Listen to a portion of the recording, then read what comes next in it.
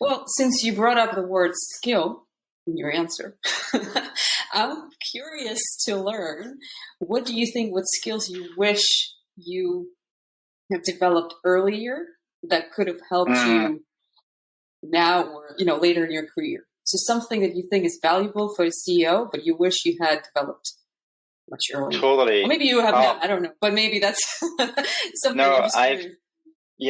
I have like, um, I have three specifically. Two are mainly knowledge driven. So that's going to be more around, business knowledge, understanding what an investment means, understanding what a cap table is, understanding what a safe compared to a convertible note, compared to a debt note, compared to an equity investment is, all these things, having a general understanding of how business or companies are structured with different shareholders. And that is how most of our society, evolved.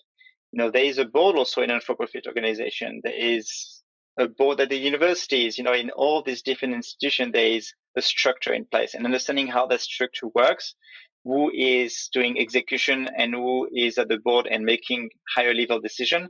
It's, I think, very important to understand it. And coming from my engineering background, I didn't necessarily grasp that, I will say, environment. Now, the other thing that is also knowledge based is quality management system and product development, understanding that in our field, in medical devices, but it also applies in other industries.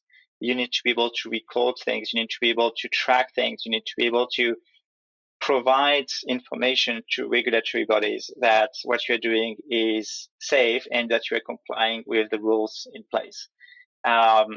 When you are coming from an engineering background, technical background, all you think of doing is building stuff because that's fun.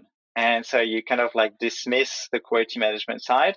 And I think that's also something that having some knowledge about why it's there and why it's important to follow those guidelines, I think is important. And now the third point, which I think is not necessarily knowledge based, will be something that you know very well now, is sales. The world we live in is about sale. Like, it's Christmas time soon. Sales strategies are applied all over us to get that gift compared to that thing. How do you sell ideas? How do you sell products? You apply it everywhere. When you start raising capital, you sell an idea to an investor. You sell them a piece of a company, but you can't give them a product today. You sell them the dream of the idea, we're gonna get there, and therefore you want to be part of us, And so sales is so important, and I wish I had learned that skills earlier on. And I think I wish there was a bit of a demystification around sale, not thinking, oh, it's just like voodoo science. No, there are techniques and processes, and also maybe a demystification around, sales can be used for good. And let's talk about that rather than always pointing at sales that are done for bad, because that's typically how the media will often picture it.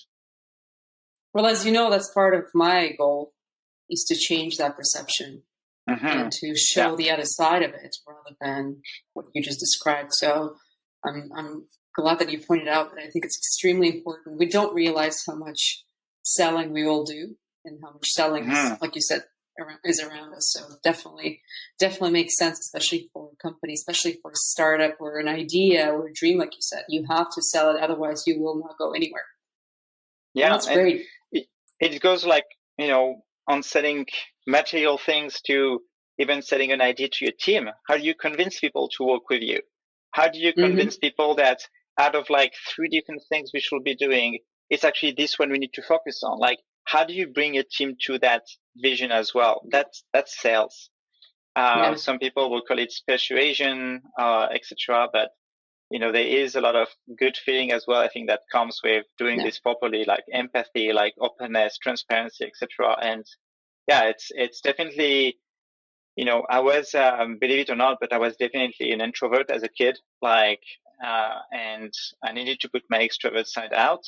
And I feel like if I had learned sales skills maybe early on, I would have come to that position maybe a bit earlier, or that realization at least.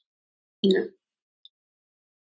I still think you are doing a remarkable job with your career and everything you've done to date. So I think it's not about when you started, it's just as long as you acknowledge and you develop your skills. So I think from my perspective, I think you've done remarkably well.